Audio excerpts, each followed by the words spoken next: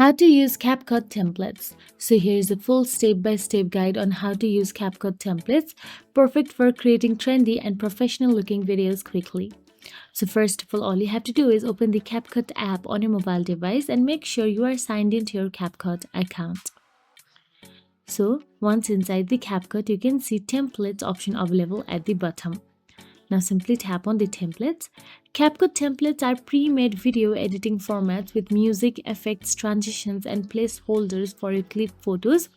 Just drop in your content and it's done. Now so all you have to do is browse or search by keywords. You can simply scroll down or scroll up as well.